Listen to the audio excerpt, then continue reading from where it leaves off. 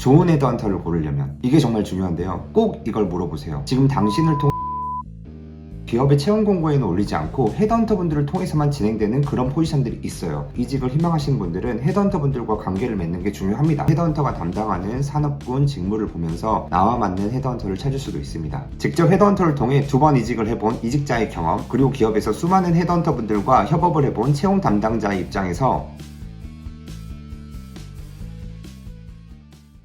안녕하세요, 코렌입니다. 오늘은 헤드헌터를 통한 이직에 대해서 이야기해 보려고 해요. 먼저 기업이 채용을 진행할 때 헤드헌터에게 의뢰를 하는 이유를 말씀드릴게요. 이유는 세 가지인데요. 첫 번째로는 풀 확보, 두 번째로는 시간 단축, 세 번째로는 대회비로 진행을 하고 싶을 때. 이 세 번째 이유가 좀 중요합니다. 채용 담당자 입장에서 채용에서 제일 어려운 건 지원자를 확보하는 일입니다. 그래서 최대한 많은 지원자분들을 확보하기 위해서 헤드헌터 분들에게 의뢰를 합니다. 두 번째로는 시간 단축인데요. 지원자를 확보하는 것 자체만으로도 시간 단축이 될 수 있지만 채용 과정에서 진행되는 커뮤니케이션을 헤드헌터 분들이 대신 진행해 주시면서 시간이 단축되기도 합니다. 마지막으로는 대회비로 진행하고 싶을 텐데요. 특히 중간 레벨의 파트장, 팀장 이렇게 직책자를 채용할 때 헤드헌터 분들과 같이 협업을 많이 진행하는데요. 만약 회사에서 채용 공고가 올라왔어요. HR 팀장을 뽑는다. 그럼 내부에 소문이 납니다. 야, 누구 퇴직하나 보다. 뭐 인사이동 있나? 그런 상황을 최소화하기 위해서 뭔가 결정이 되기 전까지 채용의 프로세스를 좀 비밀리에 진행하고 싶을 때, 좀 대회비로 진행하고 싶을 때 헤드헌터 분들에게 채용 의뢰를 합니다. 그렇기 때문에 기업의 채용 공고에는 올리지 않고 헤드헌터 분들을 통해서만 진행되는 그런 포지션들이 있어요. 그래서 약간 중간 레벨 팀장, 파트장급 이직을 희망하시는 분들은 헤드헌터 분들과 관계를 맺는 게 중요합니다. 저도 지난 12년간 일을 하면서 총 3번의 이직을 했는데요. 첫 번째로는 직접 지원을 했고, 두 번의 이직은 헤드헌터 분들을 통해서 이직을 했어요. 이직할 때 헤드헌터 분들과 함께하면 좋은 이유, 사실 주니어 때는 큰 의미가 없습니다. 대부분의 기업들이 헤드헌터에게 의뢰를 했다 할지라도 자체 공고도 함께 진행을 하거든요. 그리고 주니어 때는 어느 정도 양성 인력이라고 생각하기 때문에 그렇게 세세한 요구 조건을 헤드헌터 분들에게 전달하지도 않습니다. 그래서 큰 의미는 없다. 그런데 한 5년차, 7년차 이상이 넘어가고 어느 정도 시니어 레벨이 됐을 때는 헤드헌터 분들과 이직을 하는 것도 좋은 것 같아요. 대회비로 진행되는 포지션이 많기 때문이죠. 그래서 내가 단순히 기업 사이트에 들어가서 확인할 수 없는 직무와 포지션들이 헤드헌터 분들을 통해서 그 정보를 얻을 수 있습니다. 그럼 헤드헌터 분을 통해서 지원을 하면 대체 뭐가 좋은지, 제가 생각하는 헤드헌터 분들의 역할은 정보 비대칭의 해소입니다. 크게 두 가지 정보 비대칭을 해소해 줄 수 있는데요. 첫 번째로는 내가 원하는 직무, 산업에 맞는 회사와 포지션을 찾아주는 것. 두 번째로는 그 회사에 대해 궁금한 게 있잖아요. 면접에서도 쉽게 물어보기 힘든 연봉 구성에 대한, 나와 동일 연차는 그 회사에 어떤 직급을 가지고 있는지, 연봉 수준이 어느 정도 되는지, 그 팀의 구성은 어떻게 되는지, 레포트 라인은 어떻게 되는지, 약간 면접 때 물어보기는 좀 김칫국 마시는 것 같고 좀 껄끄러운 것들을 헤드헌터 분들을 통해서 대신 그 기업의 인사 담당자들에게 물어봐 줄 수 있는 거죠. 헤드헌터를 어디에서 찾을 수 있나? 사실 헤드헌터를 찾으려고 굳이 노력하지 않아도 많은 분들이 한 5년 차가 넘어가고 나서는 헤드헌터 분들에게 연락을 받은 경험이 많이 있을 거예요. 근데 나한테 그렇게 연락이 오지 않더라도 그냥 링크드인에 헤드헌터로 검색을 해보세요. 헤드헌터로 활동하고 계시는 많은 분들의 정보를 보실 수 있을 겁니다. 그리고 저는 피플앤잡이라는 사이트를 많이 들어가 보기도 하는데요. 원래 그 플랫폼이 외국계 위주의 정보를 많이 제공하는 플랫폼인데, 그곳에 많은 헤드헌터 분들이 외국계뿐만 아니라 국내 대기업, 스타트업의 채용 정보를 많이 올려놓습니다. 단 그 회사의 기업명은 공개하지 않지만 거기에 등록된 헤드헌터의 연락처를 통해서 나 이 공고를 보고 연락드린다 라고 먼저 연락을 하면 됩니다. 꼭 그 공고에 내가 지원을 하지 않더라도 그 인사를 하는 걸로 서로 네트워크를 형성할 수 있고, 그리고 잘 살펴보면 한 헤드헌터가 특정 산업군, 특정 직무를 맡아서 하는 경우가 많거든요. 그래서 한번 피플앤잡을 잘 뒤지면서 이 헤드헌터가 마케팅을 전문으로 하는구나, 이 헤드헌터는 화장품업을 전문으로 하는구나, 그 사람이 올린 게시글 채용 공고를 보면서 그 헤드헌터가 담당하는 산업군 직무를 보면서 나와 맞는 헤드헌터를 찾을 수도 있습니다. 좋은 헤드헌터를 고르려면 이게 정말 중요한데요. 꼭 이걸 물어보세요. 지금 당신을 통해 지원하려고 하는 이 회사에 나 말고 다른 사람을 합격시켜본 경험이 있는지. 많은 헤드헌터 분들이 기업의 영업 활동을 하거든요. 그 영업을 성사시키기 위해서는 좋은 사람을 매칭시켜줘야 돼요. 그래서 그 영업을 위해 헤드헌터 분이 많은 후보자들에게 이 기업을 되게 좋게 포장하고, 또 후보자도 좋게 포장하고, 그렇게 해서 좀 매칭을 성사시키는 경우가 많습니다. 아직 그 기업의 채용을 성사시켜본 적이 없는 헤드헌터는 그 기업에 대한 정보의 접근이 후보자와 큰 차이가 나지 않습니다. 그 헤드헌터가 기업과 채용을 성사시켜본 경험이 있고, 또 의뢰를 받았다는 것은 이미 그 기업과 신뢰관계가 어느 정도 형성되어 있다고 볼 수 있습니다. 그래서 그래서 그 헤드헌터는 그 기업의 내부 인사 담당자와 쉽게 커뮤니케이션 하면서 그 후보자가 필요한 기업의 정보를 많이 얻어다 줄 수 있습니다. 그리고 또 본인이 성사시킨 그 후보자가 이제는 그 기업의 직원으로 일하고 있는 거잖아요. 그래서 그분을 통해서 그 기업의 생생한 정보를 전달해 줄 수도 있습니다. 헤드헌터를 통해 지원을 할 때 주의할 점 두 가지가 있는데요. 첫 번째는 내가 원하는 회사에 대해서 최대한 구체적으로 헤드헌터에게 전달한다.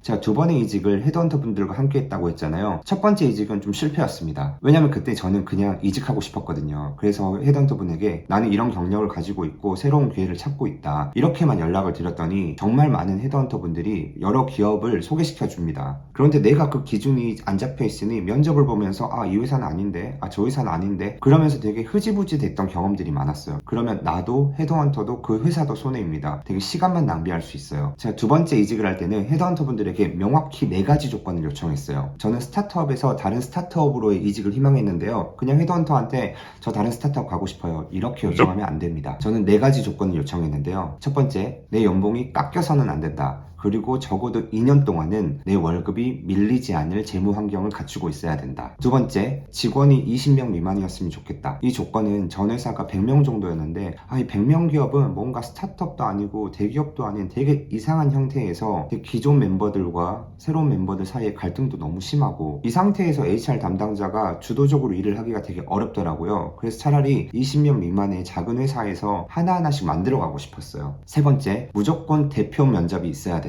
결국 스타트업에서 문화를 만드는데 가장 중요한 역할을 하는 사람은 대표라고 생각했습니다. 그래서 내가 대표가 어떤 사람인지 아는 게 제 이직에 가장 중요했기 때문에 대표와 면접이 꼭 있어야 된다라고 전달했습니다. 마지막은 좀 우스운데요. 회사까지 출근하는데 30분 이상이 걸리면 안 된다. 저는 개인적으로 출퇴근 시간에 대중교통에서 보내는 시간을 너무 싫어하거든요. 근데 제가 서울의 강북권에 살고 있기 때문에 강남 쪽이나 판교 쪽 회사는 희망하지 않았어요. 이렇게 헤드헌터 분들에게 내가 원하는 회사에 대해서 명확한 조건을 전달하면 그 헤드헌터 분 입장에서도 쉽게 서칭할 수 있고 면접을 진행하는 과정에서도 시행착오를 줄일 수 있어요. 두 번째는 헤드헌터를 통해 이직을 해본 이직자의 경험, 그리고 헤드헌터 분들과 협업을 해본 인사 담당자의 경험에서 온 제 개인적인 의견인데요. 연봉 협상은 헤드헌터 분을 끼지 않고 기업과 다이렉트로 하는 게 더 좋습니다. 연봉 협상이 진행되고 있다는 것은 어느 정도 서로에 대해서 긍정적인 신호가 오갔다는 건데요. 연봉 되게 예민하잖아요. 근데 그 연봉에 대한 얘기를 할 때 중간에 한 명이 껴있으면 그 뉘앙스를 파악하기가 어려워요. 그래서 불필요한 오해를 만드는 경우가 있습니다. 특정 헤드헌터 회사는 이 채용 프로세스가 마무리될 때까지 기업과 후보자가 다이렉트로 소통하는 것을 막고 있는 경우도 있는데요. 다행히 제가 그동안 진행했던 헤드헌터 분들은 제가 이런 이유로 직접 소통을 하고 싶다라고 양해를 구하니 그렇게 진행하는 것을 허락해 주셨어요. 의외로 중간에서 불필요한 잡음이 생겨서 잘 진행되던 채용의 프로세스가 결렬되는 경우도 종종 있거든요. 그래서 개인적으로는 연봉 협상은 직접 하는 걸 추천드립니다. 오늘은 이직을 할 때 헤드헌터 분들과 함께 하는 것에 대한 이야기를 나눠봤는데요. 오늘 내용도 좋으셨다면 좋아요, 댓글 부탁드리고 구독해 주시면 더 좋은 내용으로 찾아뵙도록 하겠습니다. 감사합니다.